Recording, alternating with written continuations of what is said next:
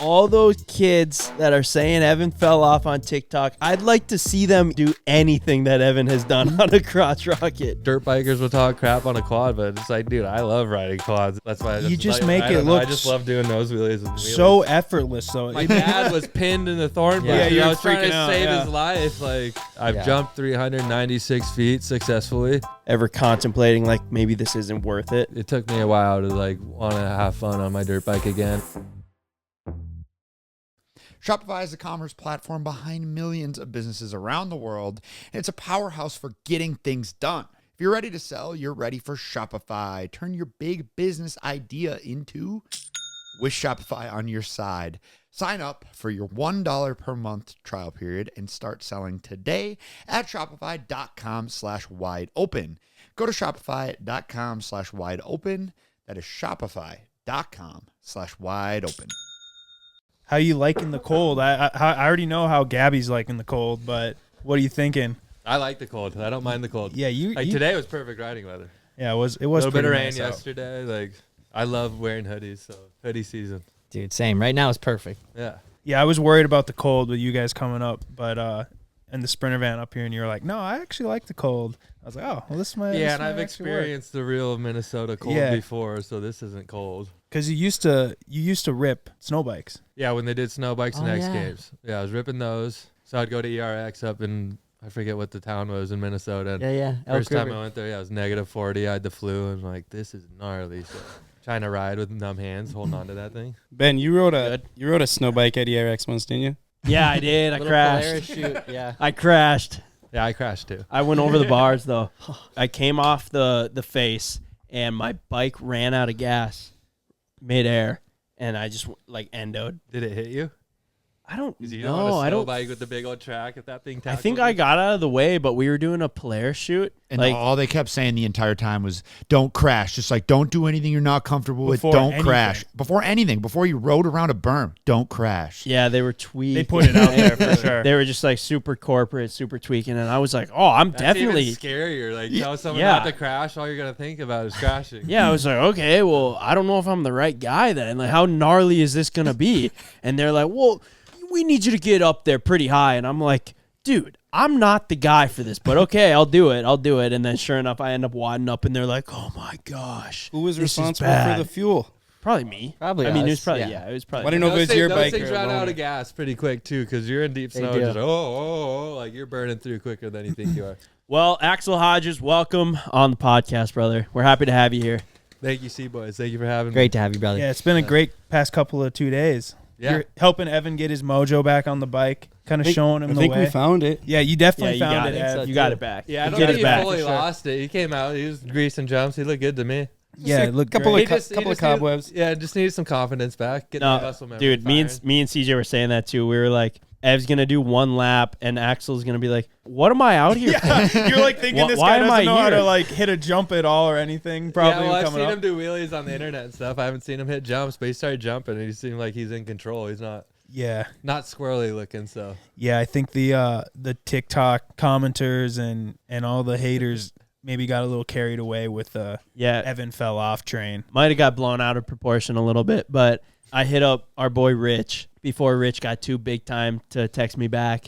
And Rich's boys with Axel, and I was like, yo, can you link me with Axel? I want Axel to come back and take Evan on and be his mentor to get his mojo back. And so Rich lined us up, and I appreciate you for coming out here. And the one question that you did ask Axel was, how's the weather been? Is it going to be pretty nice? And I just, I don't know if you noticed, I've been in I don't know if you Minnesota, noticed, so but I I know it's didn't cold. answer. Yeah. I didn't answer that question. I just like texted you back to whatever your next question was. I was like, dude, I don't I want to coulda be just honest with looked, him, but it sucks. Yeah. It sucks, but No, yeah, dude. At least it's not midwinter -40. It's Yeah, it could at always least be positive worse. 40. It could always be worse. Your wife was not loving it, but Yeah, I was laughing. She was filming, and she's like, "My fingers are so cold." She took the gloves off I gave her. They're like red. She has them in my exhaust pipe, trying to warm them up. Yeah. Like, you good? She's like, "Yeah, I'm okay." yeah, but we appreciate you coming up, brother. We've been fans for a long time. Yeah, I went to like message you guys last night. I tagged you guys in a post on my Instagram. I saw you guys texted me in 2017. I kind of felt like an a-hole. I didn't reply, but You big time. What What were we message. saying? What were we I saying? don't know. in I think 2017? I honestly didn't see it, but I think it was when I was at ERX doing the snow bike stuff. You guys are like, "Yo, we're a group of 7 guys that we like riding. Do you guys want to come ride?" And I went to tag you in a Classic. story last night. I saw that popped up in my DM. I'm like, "No way! These guys hit me up so long ago." So Yeah, I'm 8 glad it years finally ago. worked out. It's funny because now, you know, we get messages like that too of people being like, yo, we have a track. We like to ride. You guys like to ride. You should come and hang out, you know, when we're traveling and whatnot. And we don't see them. There's a lot of messages, right? So it does get kind of lost in it. But yeah, I always wondered, like, man, I think we're probably going to be friends one day. And I wonder if he's ever going to see that message. Yeah. So when yeah, you said that this morning, I was laughing. I was laughing. Then you guys haven't even had like a backup message with some arrows pointed. we double tapped doubled it. We doubled down. It's cool though having you here because you're definitely like an inspiration behind just what we're doing here. I mean, we've been watching you for a long time, and I remember like your first X Games and everything, just watching that on TV, and it was cool to see you go from Instagram to X Games and all that. But I mean, also like blowing up our spot here of being fans. I went and found this video from X Games in 2018. Oh, You yeah. found Oh, it, dude? no. Let's This go. is- you should have is really peak saved time. yourself. You So- should have saved this one. Yeah, because the X Games was in Minnesota. Yeah. And we that's were where all- I won quarter pipe in 2018. Yep. I think. Yeah. And we were Yeah. all just very, very, very excited about you at the time. Really? Ben in particular. Dude, yeah, I just loved you, bro. I Yeah. still do, but here's a video. Yo, Axell. Axell, I love you, dude. And it was what was that? Was I doing the interview thing? Yeah. Yep.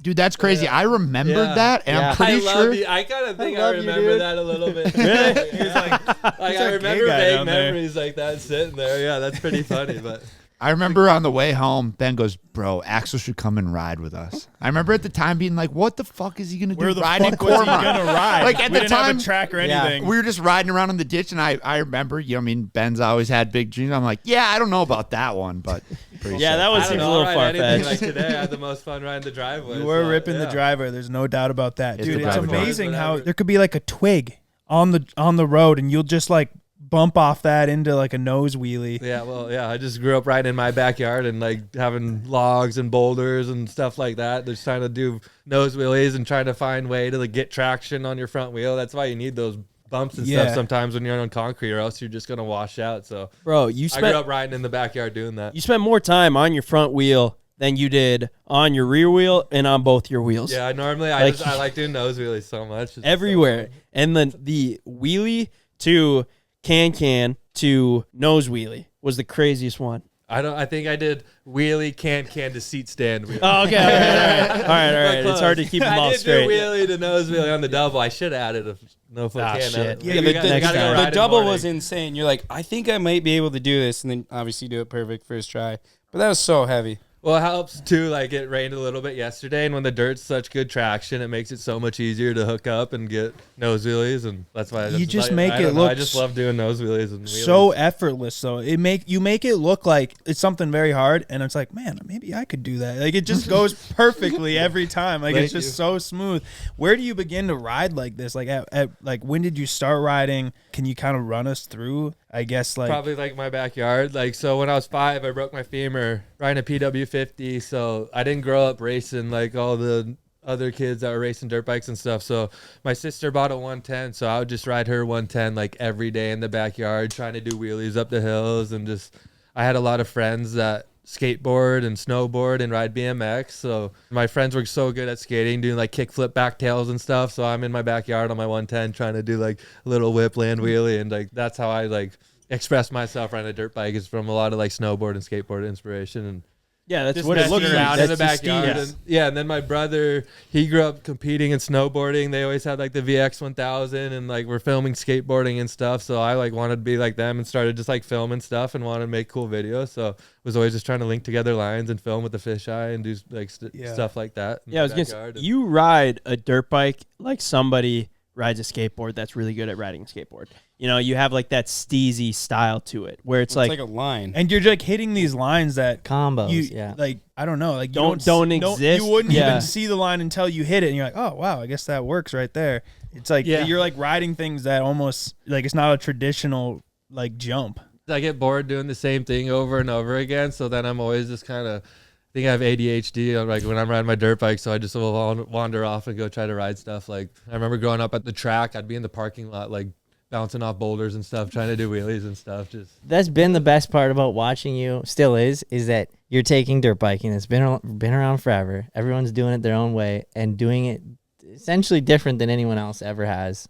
Pushing a new boundary. That's cool too. And then seeing like a lot of kids, they're all doing like landing wheelies and stuff. And then just like even little kids on Stasics now, they're on their 1080 ramps and they're landing wheelies like on their seat. I'm like, that's pretty rad. And they'll be tagging me wearing little Slayco helmets. I'm like, that makes me happy to see little kids. And that's how I was. Grew up, I wanted to be Jeremy McGrath. I wanted to be an 8-time Supercross champion just so I could be king. But then still get to ride my dirt bike and like influence kids like that. So it's a pretty rewarding feeling, like knowing I'm doing something that kids want to be like and they're trying to do too. And it's all relatable. Like that I'm is not the thing. doing like a triple backflip, but I land wheelies and then I see all kids at the track trying to land wheelies on tabletops and stuff, and it's pretty cool to see it rub off on other people. And that is like the best way to describe it is your style made it more relatable for these kids to watch it and be like you versus these kids are not going to be doing backflips, double backflips, triple backflips, all like the gnarliest. Some of them, like a small percentage. Yeah, maybe 0.001% of them, but like. Or there was the time where it was like, I want to ride dirt bikes. Okay, let's get you in some races, and then you're like, I don't really want to do that either. And that's kind of, it was a little bit your story too. Yeah, you made riding dirt bike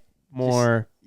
And I'm just stoked. It's still my job too, and I enjoy it. It doesn't feel like a job. I still go out and just have fun and film it, and it's just another day riding, but then also I could classify it as my work, and it's just fun. And I always try to like do something new every time I ride too, because I get bored. I don't want to do the same thing over and over again. I like just messing around, and sometimes I get lucky and do something on accident. I'm like, oh, that could be a trick. The amount of times in our friend group, and I'm sure many others, did you see the new Axell clip?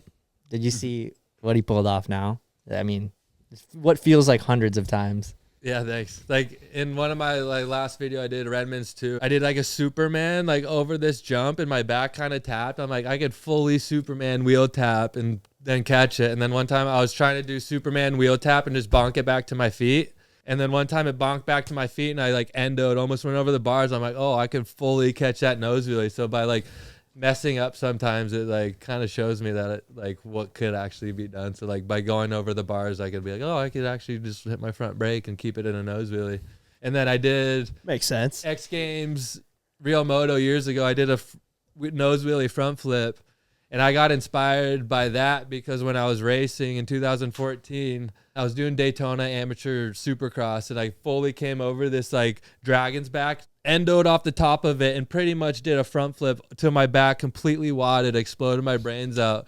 And then later down the road, I'm like, dude, if I stayed tucked and like on that crash, maybe I just would have front flipped and landed it. So then I'm like, so it's got to work. So then we get the airbags out and put in the time and so you turn the crash into a trick. Like if we back up a little, you initially got hurt as a young kid, and you were saying like your mom basically said no more dirt bikes. Yeah, when I was 5, I broke my femur pretty bad. Like I got in a head-on collision, and this guy's foot peg went into my leg. It was compound fracture, almost like got my main artery in my leg. Should have almost been dead. And after that, my mom was just so over dirt bikes. But then my sister just got a quad around the same time, like a little 90 quad, and like she ended up having to sell her quad and stuff because she was so over dirt bikes and stuff. And then we eventually just got like a family 110 that was supposed to be my sister's. And then I just started riding that thing every damn day in the backyard and pretty much became my 110 and just rode that thing for years. And then in 5th grade, I finally convinced my dad to get me a 150F or 150R, the racer Honda. Yeah. Those were like, and I had those. Yeah. So you guys had those. So it was like the 4-stroke 85 version. Yeah. And I remember being a little kid. I'm like, oh my God, this is like a little 450. This is Yeah. It is. When you're that small, though, yeah, it feels like a 450. Like, and it was so sick and new. Like, is that what you were on when you Like you're saying that the gym mom was like, "Oh, Axel's doing pretty good racing," but your mom didn't know. Yeah, so like my dad bought me that bike and we hid it in the barn for a while. My mom didn't know we bought it. My dad would still ride with all of his buddies. Like we would go to the Star West, was a track called every Wednesday night after school, and I was just going to watch my dad. And then I slowly started riding the track and got pretty decent. And then I just did like a local race at Paula Raceway, which was 30 minutes from my house. And my mom kind of knew by this point I was riding, but she didn't know I was racing. And then we signed up for a race and they had like a 150 class there. I think I won that weekend, and I was pretty good at Paula because I just rode that track every day, and I did good. I won this race this weekend, and this gym mom went to the gym and saw my mom. She's like, "Whoa, Axel did pretty good this weekend. I didn't know he was that fast." And my mom was like, "What? He's racing?" And that kind of broke the ice on the racing. I think I was like 13 then, just kind of doing local races. And then from there, I started racing a little bit. I got a 250 and then started doing the novice class because I never really raced dirt bikes growing up. No, like 60. I never had a 65. Didn't have an 80. I had my 150. I'd ride after school for fun, and then started getting faster and faster. Got on my 250, started doing novice class, and started doing some amateur nationals. Did all right. I went to like my first amateur national was Oak Hill in Texas. I was 14, and I think I got like a fourth that year in 250C class.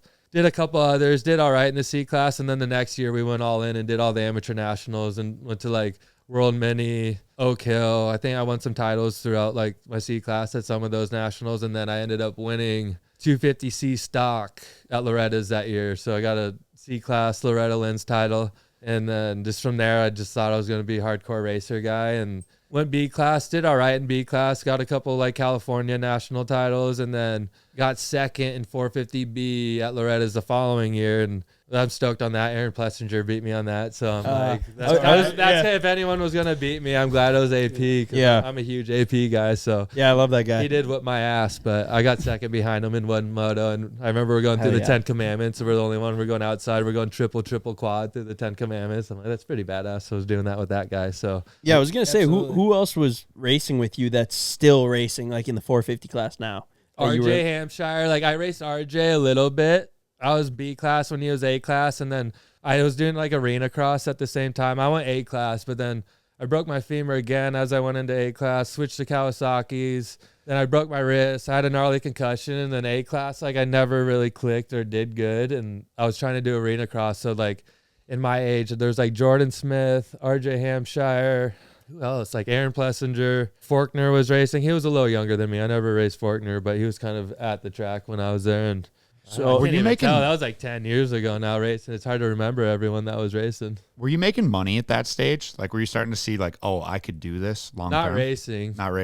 They weren't paying out. No, and I wasn't doing good enough A class. Like I'm sure if I was doing good, like I could have made some money, but I was getting my ass kicked in the A class. So I was probably in like B class and stuff, making small contingency money, like on my debit card. I had my Honda card, but it was not anything crazy. So then at what point were you like, all right, I'm going to be done with the racing and go more with the freestyle, free riding? After Loretta's one year, they had Monster Cup at the time. That was like the big Monster Energy Cup in Vegas, and they had the amateur all-star class there, which I was racing that on my 250, but in the parking lot they had a best whip contest, and that was also like best whip. But then if you did good there, I think top 3 got invited to X Games from that into best whip. So I was racing, I got my ass kicked in the race. I was miserable, not having fun. My dad was pissed at me, but in the parking lot I got second in the best whip contest. Then I got invited to X Games. I made money, and I'm like, that was so much more fun and enjoyable and just sick. And then I got invited to X Games. That's what got me into X Games. And then ever since then, I never raced my dirt bike again and started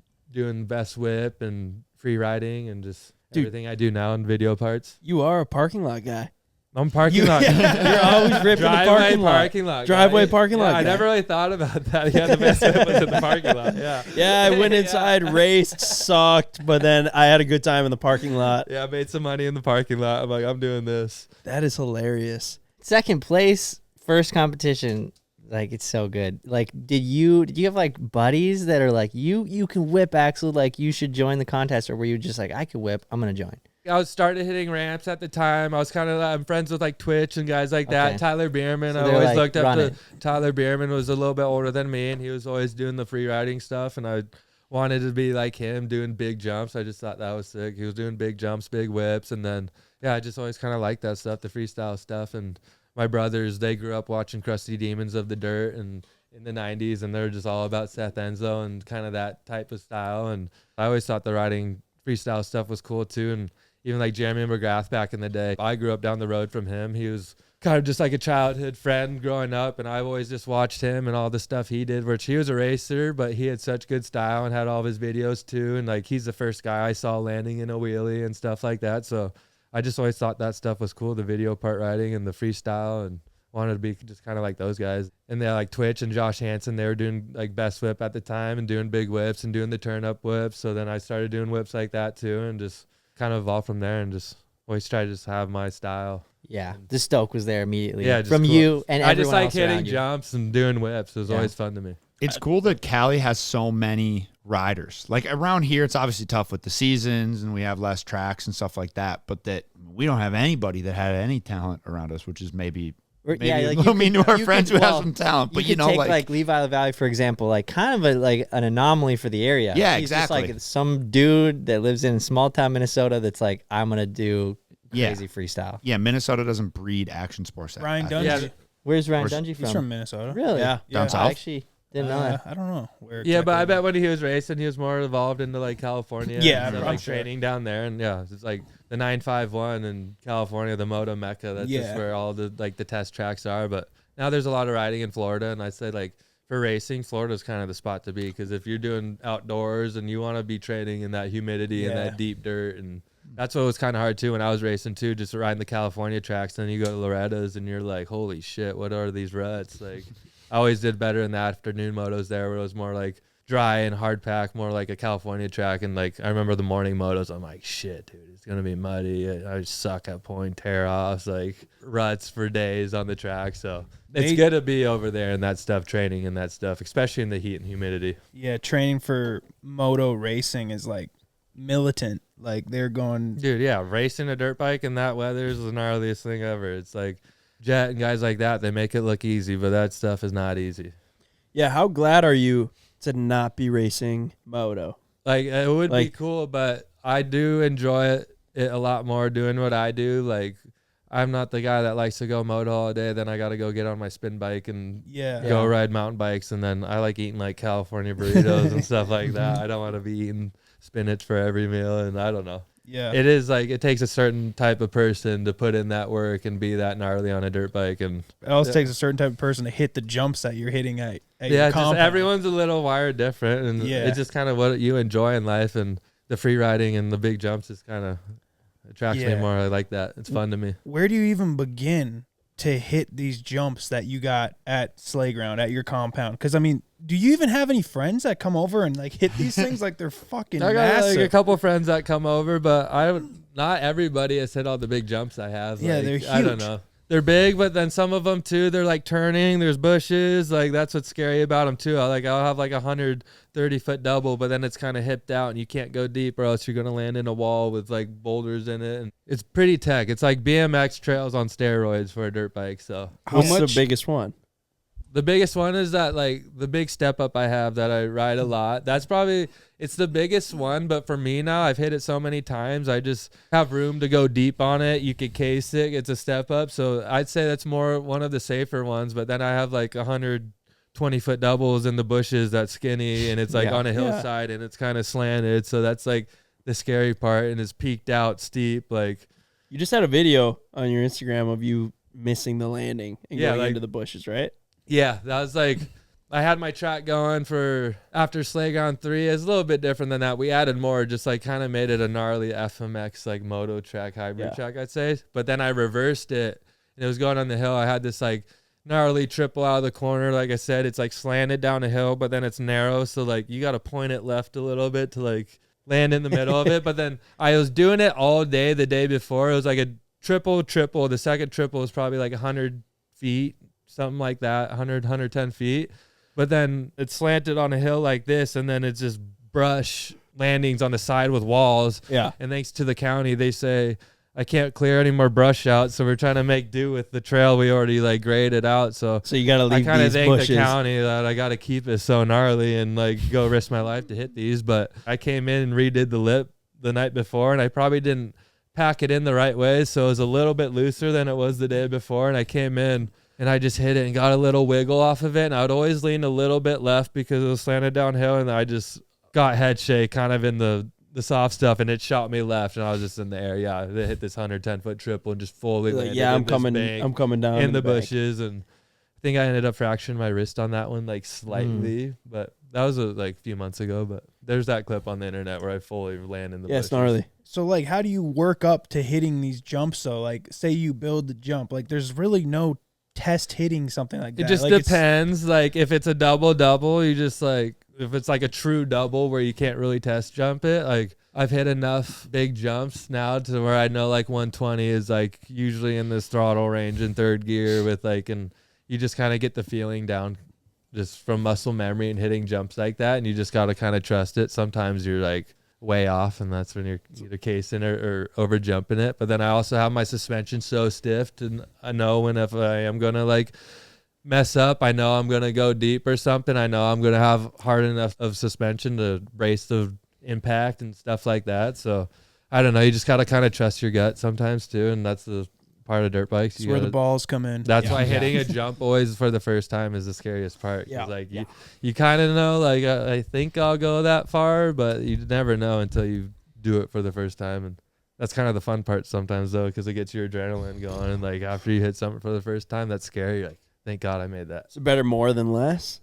I rather, it depends the jump. If the jump has a good deck on it, sometimes it's better to go less. But if it's like a knuckle down 21, I'd rather go far. Way over. And I've flat landed a lot of jumps. I know if I'm over jumping it, I'm landing pinned and I'm getting my inertia going forward too, instead of just land on the back, landing off the gas and just taking it all. You could land on the gas and kind of exert the energy forward. Do you ever play your compound on like the latest MX when game? it came out in the beginning, but honestly, I'm at my property so much. Yeah. I don't really have that much time to come home and play video games now, especially trying to make YouTube videos and stuff like that. I come home and then it's like, shit, now I got to go through that whole day and edit it. And it's like, that takes longer than filming it. So it's like, I wish I could sit there and play video games. Yeah, right it's now, gotta but be a I don't- trip, Getting though, to- older, I don't have that much time. It's got to be crazy, like your compound, like you could just. I'm worse in the game riding my compound than I am in real life. I'm like, this is way harder doing it in the game. What does that look believe like that. when they hit you up? I think they messaged me on like Instagram. This was a little while ago. They got MX vs ATV, got in contact with me in Instagram, and then we just started talking and kind of they're like, yo, we want to put your map in the game. And then they came out and took photos of it all and like drone shots, and like they got the game so good. Like It's pretty accurate. it like feels like you're there in the video game, just even with the surrounding hills and stuff. So dude, they that's came so in sick. and mapped it all, and then like it's pretty similar to what it was, but then they even added a couple sneak lines that like You're like, oh, that that's a aren't good there. idea. I'm like, I whoa, should that put that looks in. sick. Yeah. The section, like the track through the bushes, is hard on the game. yeah, Yeah. I was Like gonna it's say very It's stressful. yeah, that's how like now that track is like we're in the process of reversing it, but that's how like it was like for the most part, the layout through the bushes. Yeah. But even like how you got to grease that stuff like in real life too. It's like they're not the biggest landings and stuff, so it's like BMX trails. You got to land good to get over the next one. And Building a Shopify website is honestly one of the most fun parts about running our merchandise business. It's cool to browse through all the different templates and themes and being able to tweak them to be perfect for our site. It's easy to set up and swap things around and make our website have a totally new feel while keeping checkout easy or even making it better. Shopify is the commerce platform behind millions of businesses around the world, and it's a powerhouse for getting things done. Shopify is packed with helpful AI tools that write product descriptions, page headlines, and even enhance your product photography. Shopify is your commerce expert with world-class expertise in everything from managing inventory to international shipping to processing and returns and beyond. If you ever do get stuck, Shopify is always around to share advice with their award-winning 24/7 customer support. If you're ready to sell, you're ready for Shopify. Turn your big business idea into with Shopify on your side. Sign up for your $1 per month trial period and start selling today at shopify.com/wideopen. Go to shopify.com/wideopen. That is shopify.com/wideopen. Taking care of your mental health shouldn't be harder than taking care of your physical health. If If you pull a muscle, you go see a doctor. Therapy is not a weakness, it is a tool, and Rula makes it simple to actually use that tool. Rula makes therapy simple, affordable, and fast. They work with most major insurance plans, and the average session copay is just $15. Every therapist on the platform is licensed, vetted, and picked for their expertise, so you know you're talking to someone legit and not just whoever happens to be available. The bottom line, if you've been putting this off, Rula takes away your excuses. Simple, affordable, and actually built to help you get better. I love that Rula is here to make therapy accessible and affordable, and they're here to help you through getting laid off or going through a breakup or whatever challenge you are facing.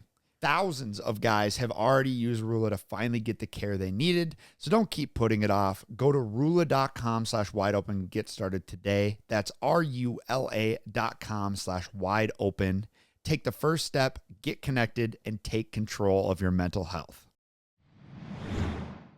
You have a full-time dozer there? Obviously, you have a skiddy, or like you have a payloader? I don't have a loader. I would like to eventually have a loader. I got a skiddy, I got a dozer, and then I got 2 water trucks. And then I think now we're going to buy a mini excavator, like a 309. That's the next piece of equipment I want to buy. And then after that, yeah, I'd like to have a loader. Like, it'd be so nice just to have it all. And Yeah. that's kind of my dream of having my own compound with my own equipment. And Are you building the majority of the jumps yourself? the bigger stuff, no. Like, we've used Matt McCall. He runs Trick Factory, and he welds ramps. He does like all the welding ramps for all the kickers I have too, but then he also does dirt work too. And he's like, he came in and he shaped all the jumps, stacked all of them with the loaders. Like, we'll run a loader when we need a loader. And then for the most part, I've just watched him so much. Like, I'll be in the water truck, just running the water truck all day. But then when I'm not doing water, I'm just like sitting there watching him grade it, and I'll just kind of learn, like watch what he's doing. And so now I'm trying to like just been out there too, messing around in the dozer and stuff, learning how to push dirt. I'm pretty good in the skiddy now, just with the bucket and working the bucket. Now I've been messing around with the dozer and just learning how to make cuts and like push dirt up, and I'm getting better at it, but I haven't built all the jumps there. For my 110 track, besides that, they did a X Games course there, but I always just rack it and make my own little layouts, and I always mess around with my 110 tracks. Just a grown up. Those are my pride and joy, the 110 Yeah, tracks. yeah. Those feel just like a grown up like sandbox track. Yeah, it's Yeah. like, like when I was a little kid, I'd make little toy dirt bike tracks. Now it's just a little bit more expensive now. Yeah, it's more expensive, but it's for business. You could write it off. Yeah. That's cool. It's a good point. Getting all grown up, you got to write stuff off and pay taxes, especially know. in California. So Rather buy an excavator than give it to Uncle Sam. That's for sure. Yeah. Good point. Yeah. Do you think you know how much you spent building Slayground? I don't know how much, a lot, but with like a lot of help with like Monster Energy and stuff too, because we do like our Slayground 3 video out there too. So I have a video budget to make that video. So like they help me a lot with resources and renting stuff and building, and so without Monster Energy, none of it would really be possible. And fortunate enough to where I got a good sponsor like that, and just all my other sponsors too. I save up all my money just to put it into dirt. Yeah, It is crazy. It's like, around. moving the dirt, like building a track is expensive. Yeah, and then it And very comes in, and I'm on a hillside too. Like, we'll have it all good. We'll finally get it good. Then all of a sudden, a random California rainstorm will come through in the winter, and it's just completely rain rutted, and you just got to rebuild everything. Like, dirt work is just constant work. Yeah, and that's the most frustrating part about not owning it. You know, you got it for 2 weeks, you Yeah, you're kill like- it, and then that rain rut comes in, and you're like, well, I don't have it anymore. Yeah, and it's good to have it when it rains like that, because you want to rebuild it when the dirt's good, because then you don't have to spend hours and wait for your water truck guy to come over. And in most cases, the water truck guy, when I'm working on something, is my dad, and he's not the best squirter with that thing. He just ends up drenching me in the cab, and our I water can't see truck- out the window. He Yeah, gets a that's- little Our bit water of the truck guy dirt. is an idiot. Yeah, did you see Mike's business? Yeah, I saw you. you. When you ran over there? Yeah, no pants on the side of it. That was actually a That's depiction actually of him in from Vegas. that Vegas story. That's why Yeah. they're telling me to go look at it. Yeah. They're telling me about the Vegas story prior. Good times. Yeah, that's a good memory. It's Yeah. funny. I was laughing. I got it on my GoPro. It's definitely a better memory for us. Yeah. So what else? You just got married? Yeah. Oh, yeah. That Me and my was- wife, Gabriella. Yeah, we got married last September, so just over a year now. That's sweet. Yeah. In Yeah, which Italy? that reminds me, I took my wedding ring off to ride. I For need to go riding. get that before I lose it. And the dingo officiated it. That's pretty surreal. Yeah, we had the dingo there. He was a close family friend, and it was just that's a pretty special moment to have For Dingo sure. there. And rest in peace, Dingo. We lost him a little while back. So to have Dingo there, he was just such a good guy, and to have him officiate was so fun, and That's just cool. a good week of bonding with him. Married life's good. Married life's great. I Less love busy, it. more busy, same. Nothing really changed. I mean, except I just try to be like, hey, we're married. Like, you know, do more laundry and stuff, and not and not complain about it. Dude, I mean, you got her pretty dialed in, dude. She's Yeah. sitting over there. She's been iPhone filming this whole thing. I look over, and she's sitting there just smiling. Yeah. Filming. I'm She's like, freezing out in the cold. She's my partner in crime, so yeah, it's good. It works out good. I mean, we have a lot of fun together. We get to travel around together and enjoy a lot of good memories. Mike just got married, and then CJ and Ben are engaged. Okay, Yeah, nice. so Congrats, boys. Did anyone at your wedding steal your car and do any donuts and fuck up the grass? No, we Oh. were in a different country with rental cars, and there's like we were on a hillside. There's nowhere to do stuff like that. But my friends did start throwing all the chairs we rented. Oh, see? in- Oh, yeah, I was gonna say, what breaking happened? chairs and Okay. getting a little. Oh, reckless. We That's love what they breaking did. chairs. Yeah, there's some missing Shenanigans. plates that we rented for our dinner and stuff that who knows where they went, but Someone might have stole Mike's car that he rolled in with his new wife into the venue. Like, it was under this tent, and did some donuts and maybe fucked up the lawn. Maybe caused a little bit of a scene. Caused- right before maybe the- made a scene. But hearing that happens tense, at your bro. wedding. no, we just had some chairs in the tree in the morning. Yeah, no, that's cool. Like, I feel like it's normal for things like that to happen. So Oh, you just wait. yeah, no, Mike's gonna make sure there's some Can you chaos. at imagine? mine, which Yeah, I just want. go berserk. I feel like you need to have a little bit of chaos. Yeah, at a that's the wedding. fun That's part. what, yeah. Well, Otherwise, it especially- wouldn't it's not. Yeah, it's out of character if our weddings are normal. Yeah, you can't get tigers. I've already looked into that. Like, I feel like that'd be sick to have Yeah. at a wedding. Really, Yeah. you gotta. So- You absolutely can't. Or I- just really difficult. I don't know where the fuck you're gonna get tigers in Minnesota. The zoo. I go to the sure you zoo. guys Hey, can can you figure put it these out. things on leashes and bring them to my wedding? Mike Tyson owned a couple. I Tigers, know, dude. I You know. should be Well, able to- his is now at a zoo supposedly, but I think they're still It'd be alive. sick if you could get Mike. Oh, that Tyson's would be tiger at your wedding. legendary. It's like the coolest tiger of them all. That would actually, but Mike Tyson Yeah. officiates. yeah. So anyways, Oh, And I'll pronounce you anyway. would you come and do a show, like a halftime show for me? Yeah, I'll do a halftime show. But Burn I'm out gonna on have the cake. I'm gonna have Shred 80, our 3-wheeler Yeah. buddy, come and do it too. Yeah, and he's yeah, gonna yeah, jump. yeah, He's yeah. gonna jump through a ring of fire. Yeah. it'll be 3 feet off the Yeah, ground. yeah. After the videos you guys were showing me, I want to meet that guy too. Yeah, Yeah, you'd dude. love Gavin, dude. I show up in my Lululemon kit.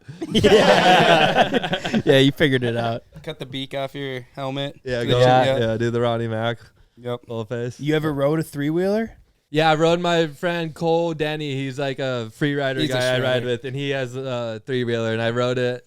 We were doing the Nitro Circus quarter pipe, and he let me ride it up and down that thing, and yeah. What'd you He's crazy Yeah. on that thing. What'd It's you fun. think? Dangerous. They're so Yeah. scary. Yeah. Oh, yeah. Very You dangerous. get those things going forward. You want to put your leg out and snap your tib fib real quick? Yeah. If there's they're one gnarly. thing our friend Gavin, the 3-wheeler guy, has proven is that 3-wheelers are dangerous. Yeah. Yeah, He's done a great job at proving that. Yeah. But yeah, you'd have my a good- friend Cole Denny's he's crazy on it. Like he's riding off I've his seen roof it. on it. He's He's- like built the shred Cole doubles from on it. Cole from SD. Yeah, Yeah, I've seen yeah. it. Yeah, he's he's nuts. gnarly. Because I don't He's like I the like king of that the guy. three-wheeler. I don't think it was him, but it was one of his homies, right? That jumped that Harley to flat. Yeah. but that was God, right dude. on the. blew his Yeah, that was shoes in off. like in front of his house. And Yeah, Bro. Yeah, that can is we insane. can we watch that? Can you pop that video up? Straight up in his neighborhood, Dude, that is the Dude, and I like craziest that video. too. Every time I see that video, I still think it's AI. Imagine Yeah, your it's neighbors. so- Imagine so like heavy. he just got some normal ass neighbors. Like, oh, all right, here he goes again. Yeah, You're just watching. You're like yeah, grilling yeah. some burgers for dinner for the kids. Just He's 20 feet But in even the too, air. he's always making the craziest ramp. I have this ramp at my house that he just brings a bunch of scrap wood out, like a construction sign with a log under it. He calls it the Slayer log, and he just like bolts it together real quick. He's drinking a beer. He's like, yeah, I think it's gonna hold together. And Dude, that's just a ends up proper being so 3-wheeler guy sick. right Yeah. there. Yeah, That's a it is. 3-wheeler That's- guy. yeah. it's a That's what they lifestyle. do, and It they is a don't lifestyle. overthink it, man. It's sketchy. he's full DIY. Yeah. Like, do it yourself. And he's got property that's kind of around mine too. And he has the sickest like pallet wall rides and just like sick ramps he builds. And then he'll build the tip of his jumps, and then he'll jagged edge them so they look just all hardcore Sketchier. and sick. Yeah, yeah.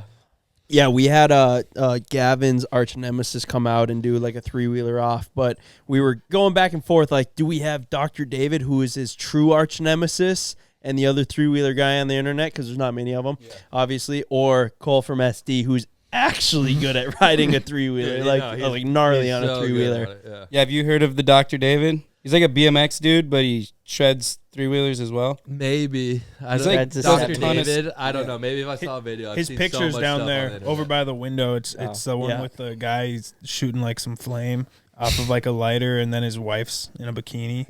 I don't know if I looked at that one. Yeah, dude. Everyone It's hard not to see like it. all the legends that come here, like he gave us that, he signed it and gave us that. You gave us your Moto jersey. The Appreciate Dern that. Bros all left their boards. We've Yep. actually we've got quite a bit of signed memorabilia from just having so many legends just come out. TP, Yeah, that's like cool. it's just cool. It's really cool. Yeah, so we appreciate you giving no us the worries. jersey, signing that up. Yeah, and you'll remember that forever. But Yeah, that's we're gonna when get Axel that. came We'll out get on it the road. framed like in like a thing and put it somewhere cool. That's when Evan got his mojo back. Yeah, we'll always Big remember date. that. Big date. Yeah, Evan got his mojo. I got to back. work on that 58 seconds, though. On Is that what you got on that last I got a lap? 58, 58 yeah. seconds on It's our 58 track. and a half seconds. I left Okay. some room for improvements. So. Yeah, I don't 58.50, I think. Was that the official? Yeah, 58, something like that. Somewhere Yeah, so around we there. got like 58 a. flats, all I really need. It's true. It would be. You got it. 80 horsepower, so Yeah. no excuses. But it was fun out there. It was a little less of like Axel didn't have to go out and tell Evan, all right, here's how you hit a jump. You don't want to be with this and that. It was more just like, go faster, bro. Well, being able that's to how chase you- him for it's knowing like- he's gonna hit it perfect, chase Yeah. him for some speed, Yeah, and then being just able to seeing watch someone hit it, and then just Yeah. it's easy to be confident when you see exactly what I need to do. Yeah, instead of even if not you're doing hitting it it. on one wheel, Yeah, I'm like I can do it yeah. on two. Yeah.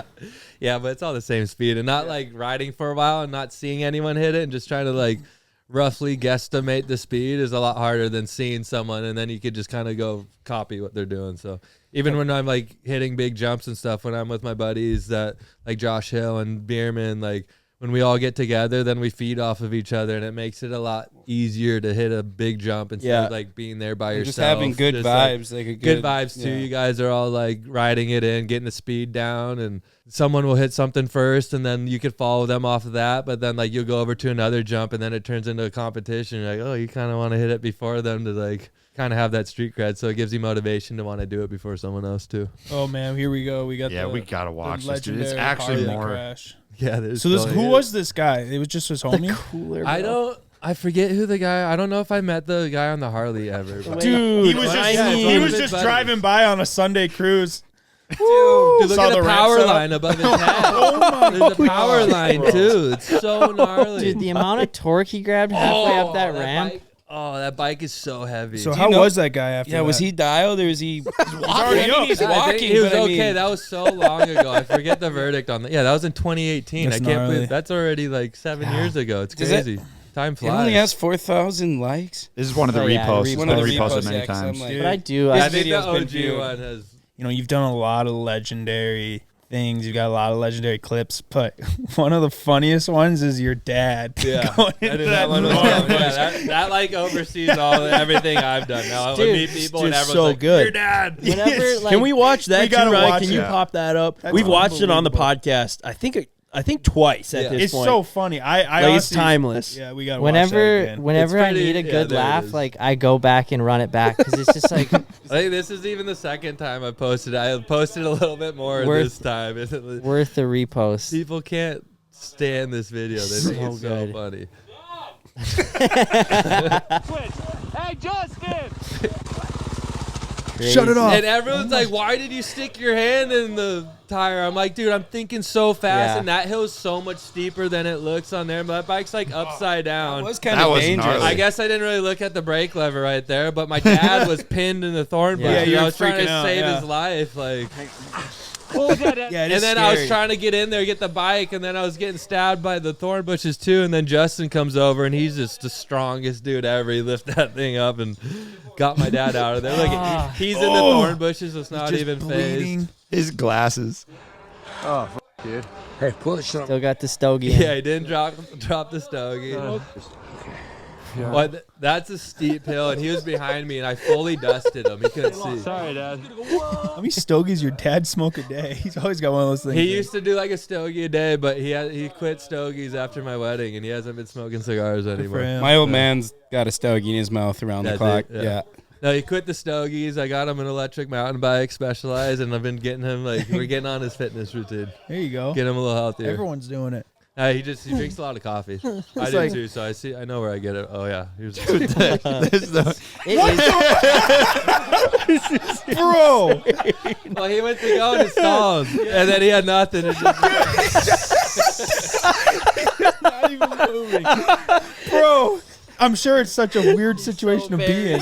He's so No, and then Because he's every time you move, it hurts more. dude, and he had no helmet on. Like, look, I'm getting stabbed just trying to get him out. I didn't know what to do. And before that, Justin just picked him up. His whole ass was out. Picked him up by his belt. What the fuck's going on? He's in there yelling, my shoulders, my shoulders. I'm like, what, are they dislocated? He's like, no, grab him. Oh, it's too good. And then he wanted to go again. Get on the bike again. Give me that thing. I got this. Leaves in his ass crack. Dude, your Everybody dad's a thinks he's character. drunk. He quit drinking 30 years ago. That's just my dad. He's squirrely. Squirrely. So squirrely. Dude, that's Yeah, the super thing cool. is you guys are out here filming this video that's supposed to be the main focus. And then your dad does this and it goes insanely viral. Yeah, that was just I fell through the bushes earlier that day too, completely wadded. It didn't get on video, and then my dad just completely outdid himself and closed up with that thing. And I'm like, I'm so happy my like GoPro was recording for that and just like captured that moment because that's gonna be a memory that we have. Forever. Gold. Yeah. It's gold. And for everyone, they got a lot of enjoyment out of it. I'm glad he was okay. Yeah. Yeah, he no had kidding. no helmet on. I'm like, did he hit his head on something? like but eyes He or was something. bleeding, Yeah. but realistically, it all buffed. Yeah. Like, no Yeah. serious. always wear your Cuts. helmet, kids. Yeah. Don't be like my dad. He's squirrely. You've been super good about incorporating both your parents in your videos for a long time. Dude, they just look rad. Yeah, Both my your parents parents are is rad. so awesome, and I don't know. They're I'm just all super about open. family to- first. yeah. So that my mom is just taking care of us so good, and traveling with my dad over the years, we do get to ride dirt bikes, and we still just get to hang out and ride dirt bikes all the time. It's very like I love hanging out with my family and get so much time just with my dad, and I'll take that like with me forever. People give me crap sometimes. Oh, you take your daddy with you, all this. I'm like, dude, I'm hanging out with my dad and my family. I love him more than anything, and we're out riding dirt bikes, getting to enjoy life together. It doesn't get much better than that. So Right. Absolutely. yeah. Yes. Even though we go at it all the time, but that's just like father and son. Like, Oh, really? Like he's constantly busting your balls or what? he busting my balls, but we're just, father and say, hey, Axel, do this. Like, Dad, come on, I'm going to do it like this. And I don't know. He's just a hard ass. He's constantly talking shit, messing with everyone too. So just, I don't know. He It's cool. yeah. So he's like giving you tips like on the bike. Well, when I was racing, like I'd be on the line, he'd be like, "Oh, do this, do Yeah. this." I'm like, "Dad, shut up!" That Are you is- kidding me? And you just Dude, get me that's- so mad before a race. I'm like, Such a Dad, classic just let me parent. go. Yeah, just moto. Dad. Moto dad, yeah. You said that, he was racing when you were growing up. Was he like a fast guy at the track, or?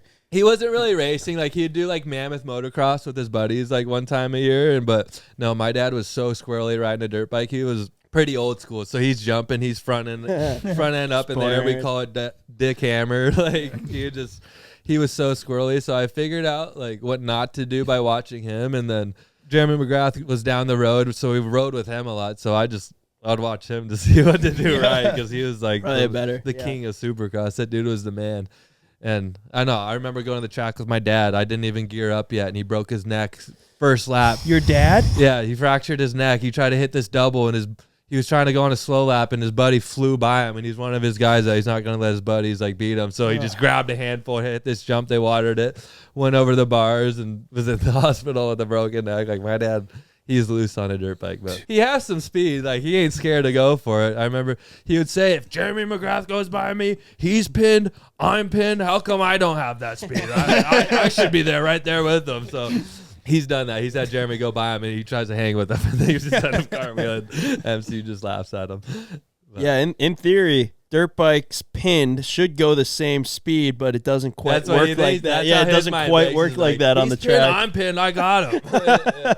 So that's how he's wired. He's fearless. But Yeah, not quite. he doesn't really ride anymore. He's getting a little older and a little bit more brittle now. So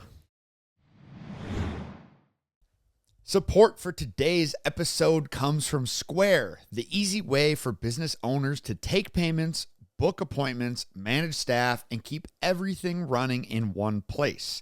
Whether you're selling lattes, cutting hair, detailing cars, or maybe running a design studio, Square helps you run your business without running yourself into the ground. Visit Square to get started because the right tools make all the difference. A few of our local restaurants use Square, and it is so nice to just tap and pay. They ask for the tip right on the screen. As a customer, it is so much more convenient.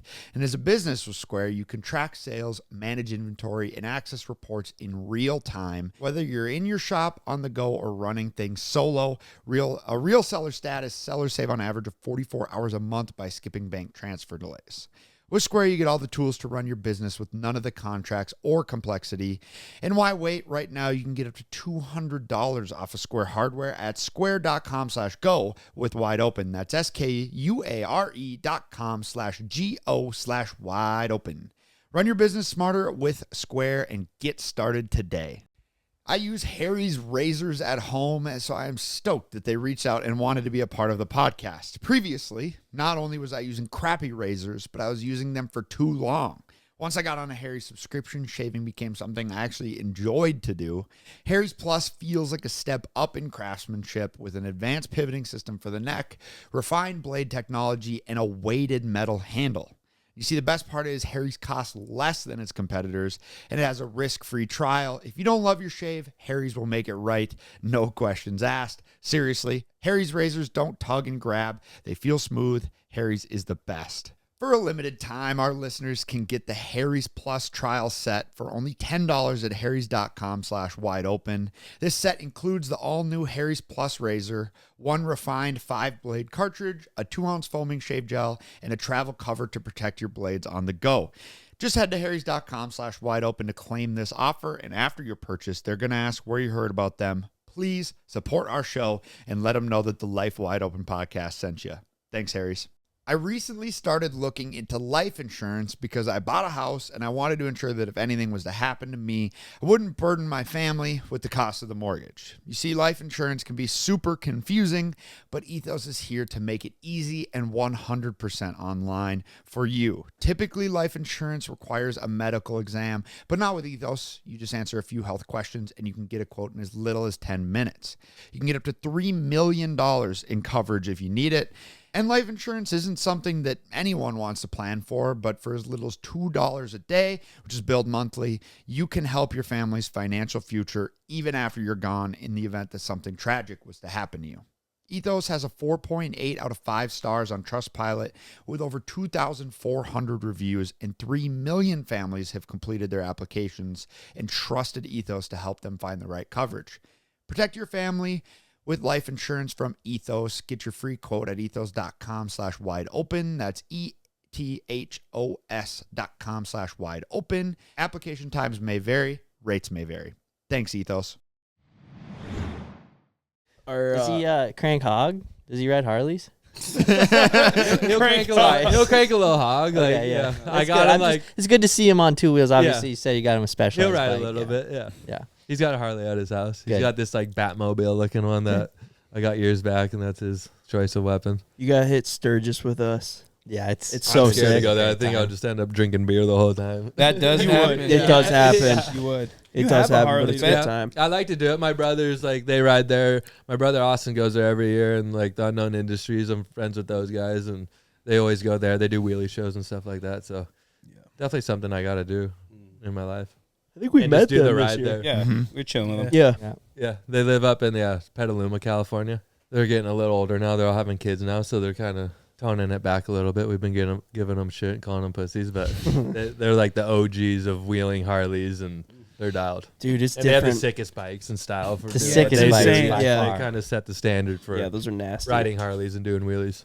Riding Harleys and ripping Harleys the way that those guys rip them, you forget how heavy they are. Yeah, they're heavy, and going down on concrete sucks. Road rash is like Yeah, it's the gnarly. worst thing ever, and being dragged down by how heavy those things And then are. not You to get- mention traffic. That's just like a whole nother element yeah, of so- stuff that can go wrong. yeah, getting hit by a bonehead driver or something. And I don't know. I start riding Harleys. I like get a little, just like my back starts hurting because I'm like I'm not old, but in dirt bike years, I'm starting to feel a little weathered. I'm sitting hunchback. I'm on an hour ride. And you I'm really like, don't want to ride a rocket. Yeah. Yeah. No. Those. No, I've ridden one down this gym. Like, I'm good on this. You could get going fast. You can't stop as fast as you could get going on those things. Dude, you should see some of the stuff Evan's done on a rocket. Off-road only. I don't really like to ride I've seen them some on of the road. off-road stuff. Yeah. Off-road only. Glamis was fun. Yeah, I might have to Yeah. get a Ninja, put a paddle on it. Yeah. There you go. Yeah. Dude, all those kids that are saying Evan fell off on TikTok, I'd like to see them even ride a crotch rocket, let alone do anything that Evan has done on a crotch rocket, dude. What was gnarlier, sand or Moab? The few steepest hills at Moab were gnarly because they were gnarly hills, but in general, those big rocks are just like asphalt. But the sand was hard because it constantly, you wanted to tank slap. Like, Yeah. It if probably you weren't, suck more to crash on the hard pack stuff than crashing that is in true. sand. And I did do that. I don't think I crashed on the sand, but I tumbled in the rocks. It was only because I broke my brakes. I tried to go down a hill with like rear brake only on wet yeah. rock. You did crash in So the I just sand. I started picking up speed quicker and quicker. And there may have been, I don't know what the percentage chance was.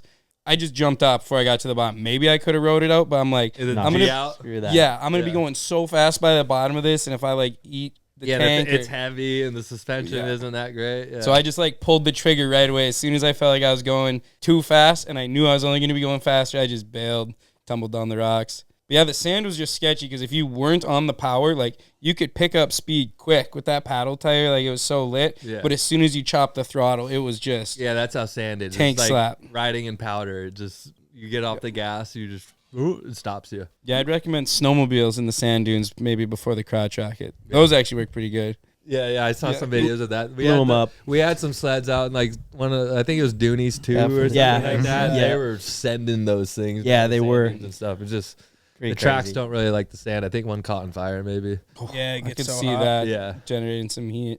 Where's your favorite spot to ride? Like, out of all the places, obviously you have your compound. You ride the dunes a lot. You obviously ride public tracks too. Even like what Cormorant. Cormorant, our driveway. Yeah, driveways are pretty nice. What like if you had to choose, like, what's your favorite spot to go ride?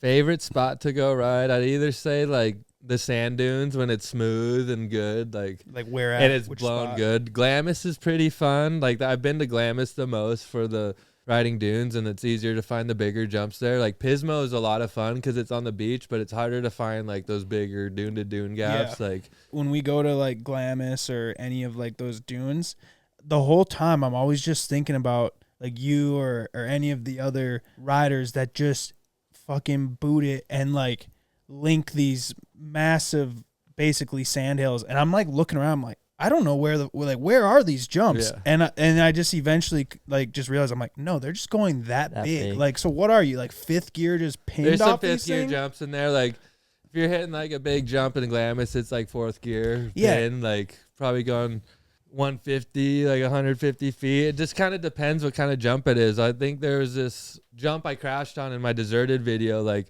I got cross-threaded in that, like, because I was hitting it so many times, but that shot me left when I crashed. But when I hit it good, I was going fourth gear pin down a hill, but then the hill would drop away from you too. So you're even like falling down the hill. I think it was closer to like 200 feet. And that was just fourth gear pin jumping down a hill. So like you could get probably close to 200 feet in the dunes in like fifth gear. It just kind of depends how it's set up and if the sand's super soft, or because sometimes it blows and it's soft and you can't get the speed going, but then you'd be in other spots and it's kind of firmer sand. So it just kind of depends on all the conditions. There's no small jumps out there.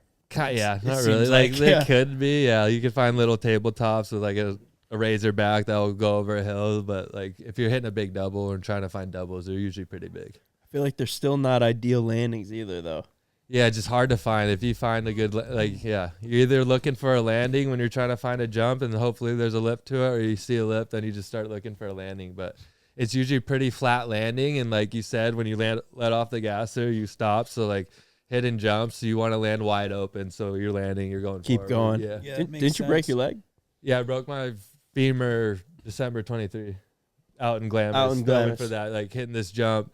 I was coming over this goalie, and then it would go down into another goalie, and I was clicking forth and just holding it wide, and I was doing it over and over again. I did a big whip earlier on in the day, And then we got the helicopter out to get another shot from the heli. We want to get a heli shot of it. So I was doing it over and over again. And I was getting pissed because I couldn't get like the good one like I got earlier. And then my sand rut kept getting deeper and deeper because I was in this goalie and I was kind of almost side hilling the side of the hill and then getting into the lip.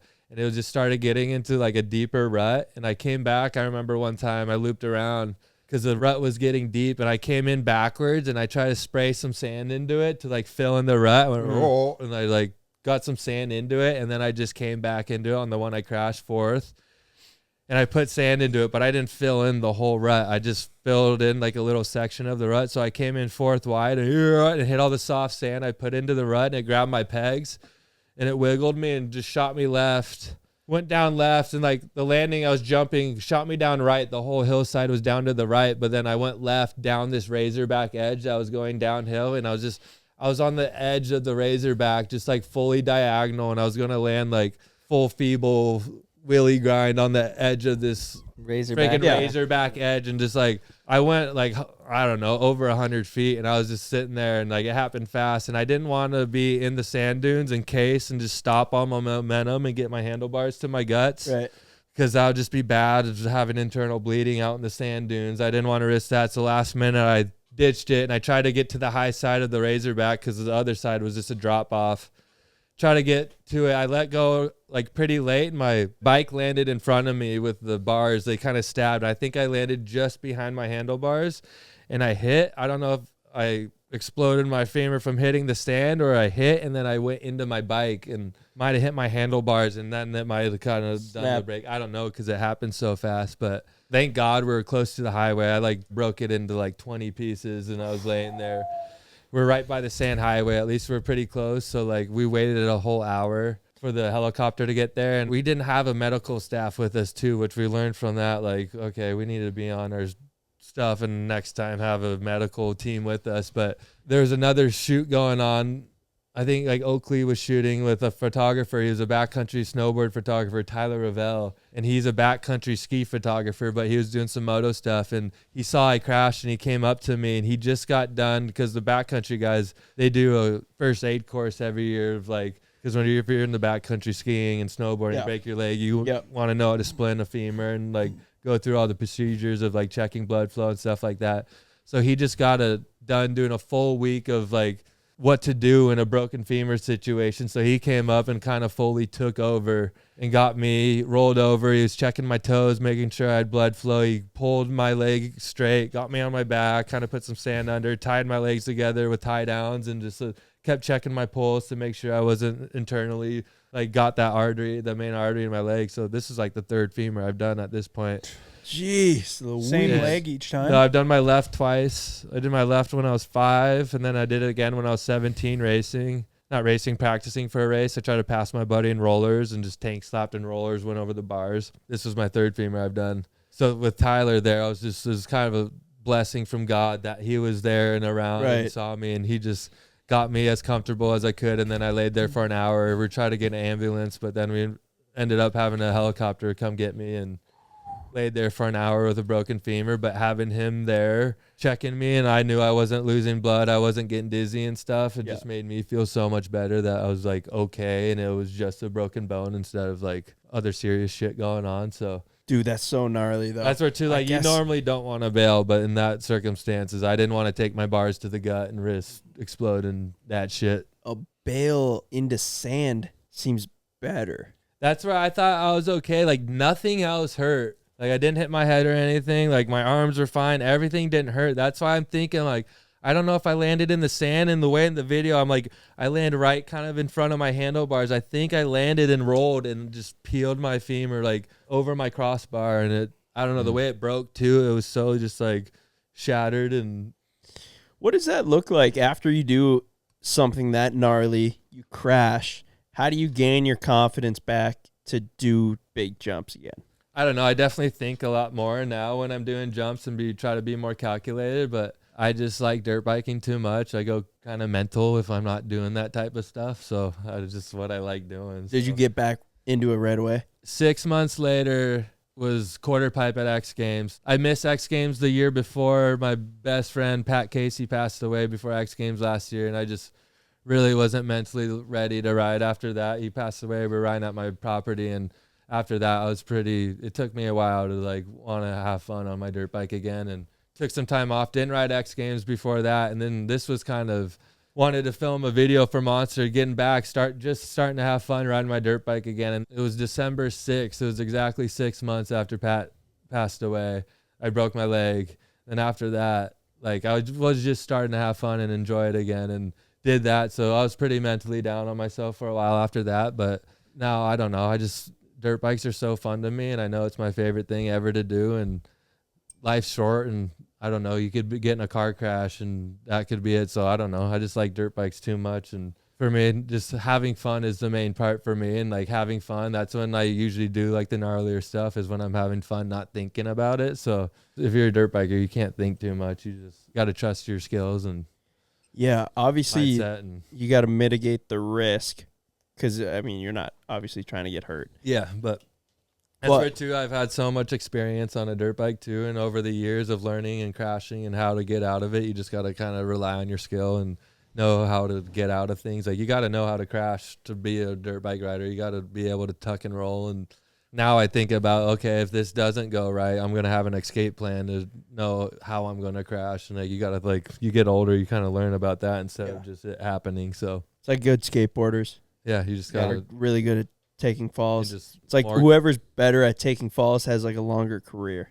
I'm pretty beat up. I got metal rods in both my femurs, but I still feel pretty good. And learning how to crash is definitely a big part of being like a freestyle dirt bike rider. What's the rehab look like after you break your femur to like getting back on a bike that soon? After that, I just started, like I said, so X Games was 6 months after that, and I didn't ride the year before, so I really just wanted to ride X Games just to be there and to be in it again. And just from not riding it the year before, I was pretty bummed on that. I just want to get back in the mix. So And it's good to have that. You use that as your goal. yeah, and know? it gives you a goal to work for. A deadline, look yeah. towards. Yeah, maybe I wasn't 100%, but I was just stoked that I was able to get there and ride it. And after that rehab, like when you break your femur, they put a rod in it. Like to get out of the hospital, they have you on a walker the next day because you have a rod in your femur. It hurts like hell, but like they get you up on a walker to move because you want to keep your blood flowing in your leg for just like swelling and blood clots and everything like that, and get your muscles stimulated. And after that, I laid in a bed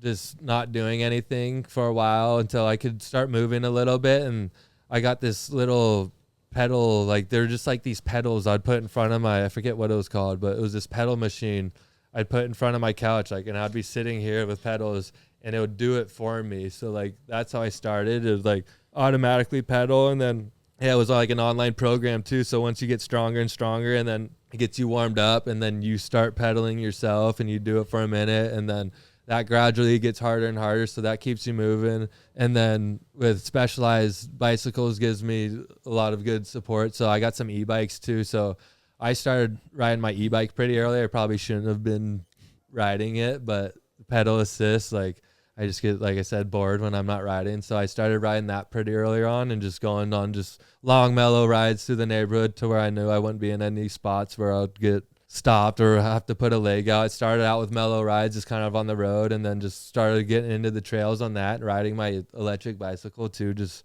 got me pedaling back and then standing up on that thing, and then having PT too, just like doing certain exercises. You start doing lunges and just stepping up like on a box. You just start working your way back up, getting your muscles going again until the pain's away. And today, like this thing still hurts, but like it just gets better and better. And like it's just kind of on you to how strong you want to get it. Just little by little. Yeah, little by little. And, Inching along, yeah. Which the other day, like I was doing this 1 foot wheelie landing I just posted on my Instagram the other day off my 75-foot ramp. It still hurts like hell, but like I tried it 2 months ago, and I've been pretty lazy with like doing squats and stuff. My leg wasn't that strong, and I tried it like 2 months ago. It hurt so bad, but since then I've been riding a lot of bikes and squatting, and I did it the other day, and I could just fully have the confidence again to land on my bad leg and have that strength back. So just you just got to put in the work and get the strength back. That's the main part, and keep it moving. And hope your surgeon did a good job of bolting you back together, because I know there's some people that have had some shitty surgeries. So Yeah. just making sure you go to the right place too to get your surgeries done is pretty big too. Our boy Spenny cut his 8 tendons and 1 nerve, 3 weeks ago now? maybe Month now, ago? yeah. Ouch. Yeah, and he's in heavy rehab right now, just trying to get it back. And he's been just like day by day, spends 3 to 4 hours a day doing nothing but rehab, and he's slowly getting it back. Said he picked up an empty glass bottle this week, and that was like the biggest, like he's like, yeah, now it's going to be a full glass bottle. Like, I don't think people realize the like mental toughness you have to have. Everybody wants to go out and do sick jumps and all that, but like pushing yourself through crashes, pushing yourself, most importantly, through injury. You're not built like a normal human. I feel like you're an athlete. Yeah, and the best rehab too for riding, I think, is just riding and like being patient with that too, not just going out and trying to do the stuff you were doing before, but just even going build out, it up. Go ride the vet track and just go moto for a little bit and try standing up to build that muscle memory back. And I don't know, just standing up on a dirt bike, because that's the best way you're going to get your dirt bike muscles back firing. So I think a lot of people listening probably know that, but a lot of people don't. Like, I broke my foot really bad before I rode, and I babied the shit out of it. I just like didn't use it because I was like, well, I just broke it super bad. Of course I'm not going to use it. Yeah. And that ended up, not paying off positively. Yeah, you want to keep it moving, like scar tissue. It seems obvious, but yeah, you should use it as much as possible. Yeah, just keeping it moving. Like, even if you're not putting weight on it, you can't put weight on it. It depends the injury, but even if it hurts, you want to keep those muscles moving, or else they'll lock up on you, and just even harder to get back to where you were. So is there moments after a gnarly crash like that, with the compound of your buddy dying, you're laying in bed with a broken leg? Are you like ever contemplating like, fuck, maybe this isn't worth it? I don't think I've ever thought that. No. Yeah. It's just like, rehab it back and get back on it. That's what I do. So I don't know. I'm in too deep. Yeah. You can't take that away. Yeah. I love dirt bikes. Like, there's nothing else that like would make me as happy as a dirt bike. I mean, my wife would make me happy, but like in a different way, as like being satisfied in life, liking what I do, is dirt bikes is it. Mm-hmm. Yeah, I think like, a lot of people obviously listening right now wonder what's it like, for an athlete to go through something that gnarly to get back on and keep on going, like just like the mental toughness that takes. Yeah, it's hard sometimes. I have my days where I don't know, like I was in the Nitro Circus tour, like this was before I broke my femur and Pat passed away, and I was doing this gnarly wheelie to backflip, which is a super like inconsistent trick, and it's scary. And then it would be after halftime, and they would do like a full memorial for all of our friends that have passed away, and the last one was Pat, and it was just like every time I was crying watching that, and then it was my turn for my gnarly stunt. So it's like almost like you got to take that and put it into the energy. It's like, yo, Pat's got my back, and I'm doing this for him. And he was the gnarliest dude ever. He would be up there. I'm like, okay, he's going to call me a pussy from the heavens if I don't do this right now. So you got to kind of turn that into motivation instead of fear. So kind of do it for them and turn a negative into a positive and have a purpose to do it. And know he's got your back. Words of wisdom.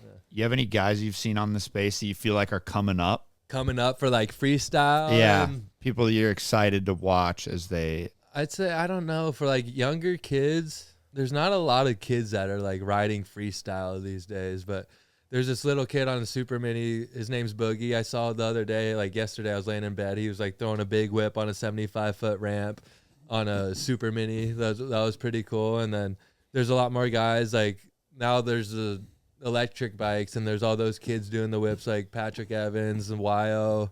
I know Nick Tomasunis. He's another guy that I've seen doing like wheelie landings and stuff like that. So there's a lot more like kids like that. They're not necessarily the youngest, but they're kind of like doing the free riding and making dirt bikes look cool and stuff like that. So I don't know, because like nowadays it's like all the younger kids they're just racing dirt bikes for the most part. How do you think the pathway has changed to do what you do? Because in your era of doing it, it was like, all right, you hit some shows, you get on X Games, like that, and then you start making YouTube. Do you feel like it's almost reversed at this time? Yeah, I don't know. It's kind of in a weird spot. Like, it just kind of depends, like, the type of rider you are, if you want to be, like, that X Games guy. Or for me, like, I'd care more about making a sick video and, like, putting style and putting your own flavor onto something instead of just going out and hucking trick after trick or trying to, like, go over a bar over and over again. Like, I like to be able to create something that's different than everything else, and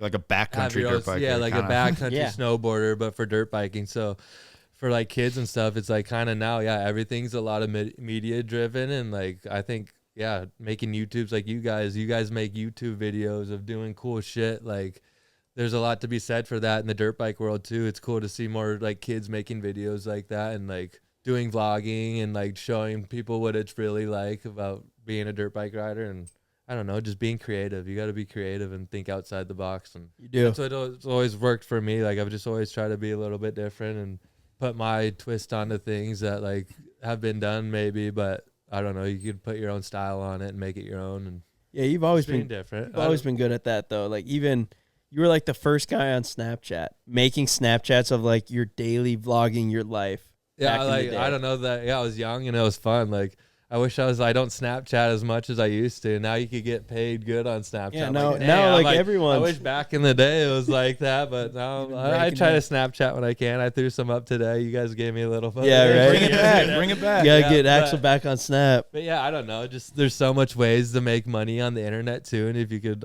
turn your motorcycle content into that too, and just making it creative and not doing the same thing over and over and over again too, because I feel like you can burn stuff out by just doing the same thing over and over again. So that's where too I like to ride a little bit of everything and just trying to be the best rounded some- rider I could be. Throwing some brute force content. Yeah, here like and there. make shit, show people you can have fun. Yeah, people like dirt bikers will talk crap on a quad, but it's like, dude, I love riding quads. It's so fun. But I'd like we're to not see quad some. guys. I'd like to see some brute force content I'll get that in the back future on. here. Yeah, definitely. So just having fun. Like dirt bikes are so fun. If you're having fun, they'll rub off on other people. They'll be like, oh, I want to go have fun like that too. Yeah, and there's not contests like freestyle anymore. There's X Games one time a year. It's not like they have Dew Tour and stuff like that where kids are like kind of chasing the contest scene for freestyle. So Dude, it just became like so accessible with the Yeah. internet. yeah, Yeah. You know, you can go on Instagram and you can see the gnarliest triple backflip. And I think the only place that you used to be able to see that was X Games. yeah. Yeah. And now you see it every day. Yeah, now you on see it every Instagram single and- day. Yeah, so I haven't heard or done the research, but like X Games is turning into a league now. yeah. And I haven't researched it too Okay. much either, but yeah, it looks like a league. I don't really know how it's gonna work or Yeah, what especially that entails, like but with skating and BMX, like there were street leagues, so like it almost makes sense. But then with bikes, the risk factor is a lot higher. So it's yeah, like, and then well, there's how many events are we teams, gonna like, have? Yeah, I don't know. Yeah. Yeah. I don't really know how any of that's gonna work. We'll have so. to see how it pans out. You have any world records you're chasing? No, Or that you like I don't are- really chase records. I like more so like doing stuff that hasn't really been done yet, like the Still backflip wheelie firsts. stuff, and Yep. yeah, that's what I kind of like doing. It keeps me driven, I and wonder what the I most. was trying the world record at one point. Wonder what the most like endo to wheelie to endo to wheelie to endo to wheelie like combo would be. Like you know what Yeah. I'm saying? Like Yeah, back I and don't forth. know. I'm not one to go be like, oh, I 37 just broke combo. the record. I just Yeah. like doing stuff that I think Yeah. is cool and that stokes me out. That's what I get the most satisfaction out Yeah. of. Is like, And it's being not like, even that like- was sick. Like After you do something like that, you're not like, yeah, that's world's first. Like, come beat me. It's not like that's the vibe. But I'm all for people like doing shit. They don't need the Guinness Book of World Records actually there. Like, if it's yeah, I the just first time like I've doing seen it on stuff the for internet, myself. If Yeah. I'm hyped off of it, it makes me happy. It makes me sleep good at night. I'm stoked. So We got that half-mile driveway. You could do the freaking nose manual to wheelie back and forth. You want to hit that? let's do it. Yeah. or are you thinking like on a track, like jump I don't tabletop? know. Yeah, maybe like a huge straight rhythm setup Yeah. with just That's like what I all pictured. 100 Tabletops. tabletops Yeah. in a row. You Just could back probably forth, do 'em back all. forth, I'm back forth. I sure don't know. that's not even a thing. Yeah, we could do 3 and have the world. Yeah, record. right. Yeah, if you get creative enough, you can have the Guinness guy come out and Just make have up any a bunch kind, of yeah, records. have any Yeah, kind of so- weird world yeah. record. Yeah, but isn't it like 5 Gs? It is. Is it really? Yeah, we've something. yeah, Huh. I've looked into it because it'd be sick to have a world record, but it's just like, dude, it's hard to justify. At one point, I was going for the distance record when Yeah, I was I doing it was for the that. Nitro Circus, which Insane. I was close. Like I was doing it so much because I wanted it to be dialed in. Like I wanted to be really dialed in by the time it was showtime, and I wanted to get over 400 feet the night of, and I wanted to get 420. That was my main goal. Hell yeah.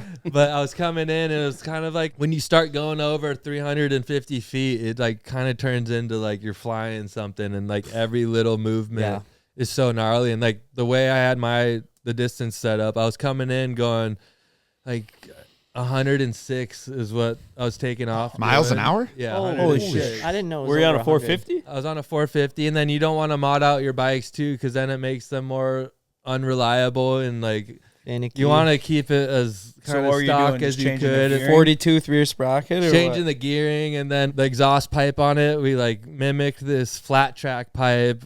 We took the pro circuit, and they like kind of got that for like getting the best top end of the bike to get the top speed. So Mitch Payton got me a good pipe on it, and yeah, we didn't really touch the motor, and like a lot of gearing, we geared it super low. And like I was coming in, I would hit it at 106, but then I'd come in and they had the platform elevated, so I was like hitting a little bump. Then I'd unload, I would get it like raised up like this high onto the platform, look at the speedometer, then like make sure I'm going 106, and then look back at the ramp to hit it. And then if I wasn't going 106, I'd like come off this like side deck, and it was like pretty sketchy. And I was going over like 350 good. And I think my farthest successful jump was 396 feet is what they told me. And I did that the day before. And then just another day of training came in, and it was a little headwindy, but like I felt like I was going slow, and I pulled up at the last second like I would on a normal like 100-foot dirt bike jump. But like when you're going that fast, you have such a big headwind, and your back wheel's spinning so fast, it's so heavy. So I got up, I pulled a little bit because I just felt like I was trying to get distance, and I felt like I was going a little slow. So I pulled up, I got my front end up, and I didn't brake tap in time to get like my front set down in time. So as I apex, like my back wheel was still spinning so like heavy. And then with the headwind too, it was a little windier that day. It just like started dropping like full bowling ball style. I felt like somebody was just like pulling my back wheel down. I landed full 12 o'clock. Both my toes like hit my shins, and then it just slammed down so gnarly. It blew my hands off the handlebars. And then I was like literally laying on my seat, like I was boogie boarding it. And I was like on my seat, I was like, this is crazy. And then I just slowly felt myself peel off the side of it. And then I just started sliding. I forget how far I slid. I slid Forever. like another football field or even farther than that. Full leathers.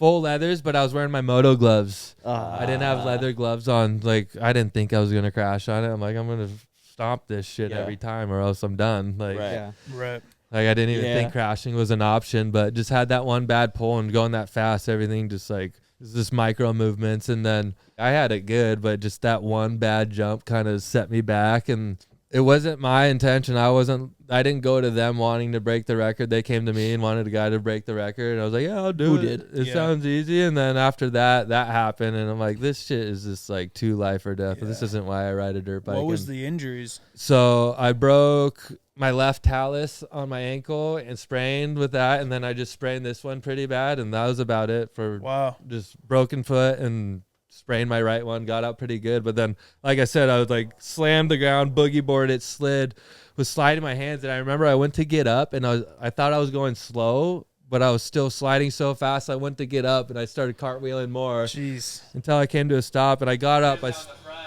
Yeah, see, like fully boogie boarding my seat. Like I was still riding it, and then I should have just stayed on it. You did it. Incredible. For as bad as that could have been, like I got out of jumping a 400-foot jump. Yeah.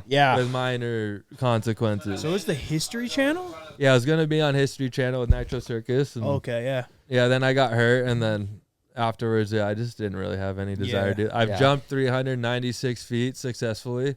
Yeah. And I'm like, Chalk it up. I'm good with that for myself. Yeah. Like, I've 96, done it. that's your number 96, too. yeah, I agree. That is. Yeah. Which is. But then, still that awesome. sucked That is too. I was crazy. sliding and my hands were grinding. I remember my knuckles were so bloody. But then I stood up thinking I was going to do it later that day.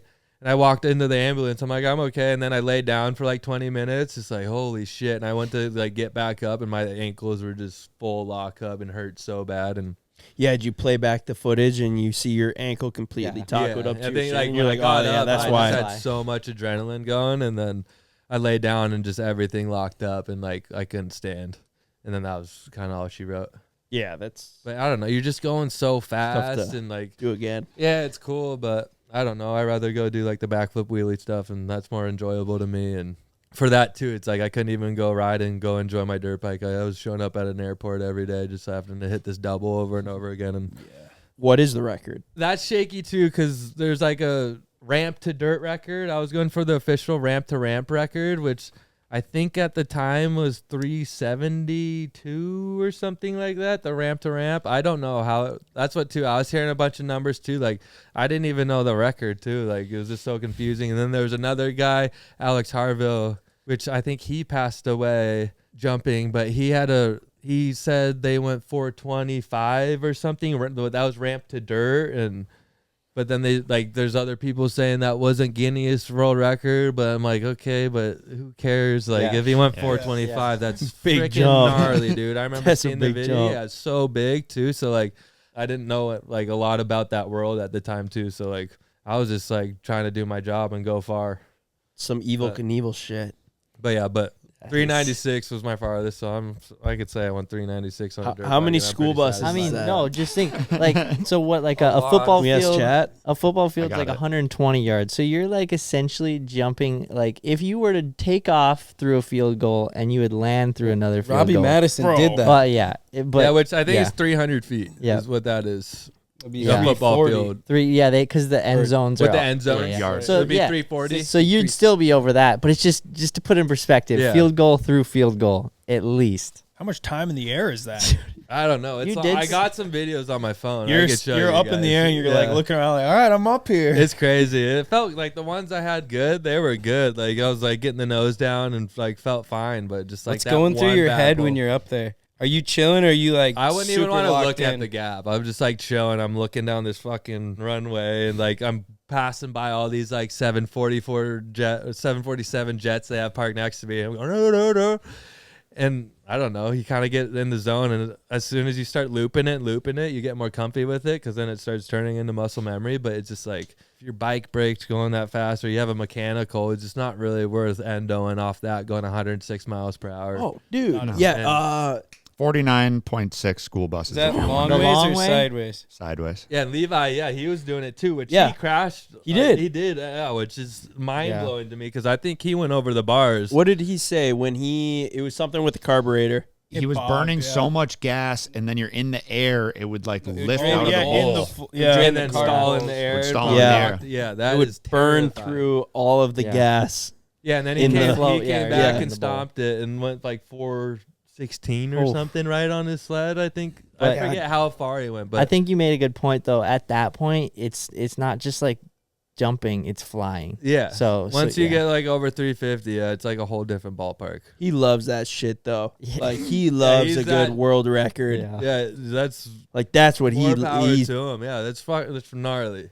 Oh, dude, 412 he loves Yeah, jumping, 412, dude. Yeah. in the dark. Just in Yeah. general. Yeah, Yeah, both and it was New like Year's foggy. Eve. Yeah, that was San- New Year's Eve, right? Yeah. San Diego on Yeah. a snowmobile. Yeah, bro. Yeah. Over water. That was so crazy. He's got the Evan Him build and though. side by side with Robbie Madison. A little Which, shorter. Can take a fall. yeah, that's crazy. Going over the bars on like a 400-foot jump. Screw that. Bro, that's so bad. On a snowmobile too. Heavy Yeah. bricks. Yeah. Yeah. Then they I do wonder it if side you- by side with Maddo too. Robbie Madison is just absolute legend too. You ever ride a snowmobile?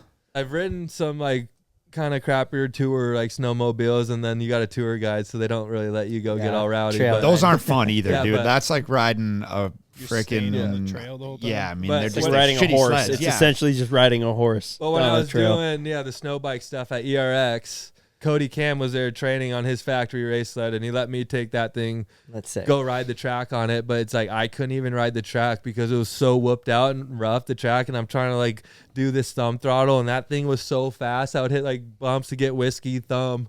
And Yeah. I felt like it was just gonna like We rip should- out of my arms. We so. should take you backcountry snowmobiling. Yeah, I'd love I think to- you would like that because I that's just need more to your put style. some time in and put a day in and just get acquainted with how the suspension works and everything instead of just pretty much threw me out on like a Yeah. rough ass track on the fastest snowmobile ever with like his stiff suspension where you got to Super ride it stiff. fast to like Dude, those make snow- it work. they engage yeah. at such a high RPM. Yeah. that- yeah. Yeah, it was just so foreign to me. Like it was badass, but I'm like I did a couple laps. I'm like, dude, this I have no place of doing this right now. They're hard to ride. Snowcross sleds are hard to ride, Yeah, especially when on a it's rough like snowcross that. track. Yeah. But one thing that would be easy for you, which you've talked about, coming back to ride on the glare ice. Yeah, I'd love to learn it. spike that tires. way. We'll get Yeah. you on some relatively Oh, yeah, thin ice. yeah, We'll wait yeah, for like 4 inches, then we're for sure not gonna break through. Yeah. No, yeah, that looks so fun. And my dad being from Detroit, yeah, he's always talked a big game. Like, You're gonna have to. he's bring him ice with guy. you. I'm probably gonna have to bring him for the Yeah. ice show. Oh, Like, yeah. all right, Dad, put your money That where is your so mouth fun. is. Yeah. I want to see how We'll you give do him a this. bike. We got Yeah. a bike. So for you him. guys We got drag tires some and everything. handlebars out there. Yeah. That'd be good. That'll be Right. perfect for him because he's good at twisting the throttle. No, he's good at twist and throttle. Like, yeah, the jumping is his downfall, but like, he's all right when We'll he's just on have the to ground. make sure he doesn't go out too far, get too carried away, and like where it's real thin. Yeah, and So end we're up in not- the ice. Like so we're not the Thorn having him Bushes swimming video. or Yeah, anything. yeah. Yeah. He's in the ice with a stogie. It looked like me, looked like me rolling across the ice, bikes at the bottom of the lake. Yeah, hitting No, the he'd love penguin slide. And yeah, I'm sure you guys would get a hoot out of him too if I brought him out here. He'd be up Yes, we here would. talking shit the whole time. Dude, that'd be He fun to loved the line. Rich video.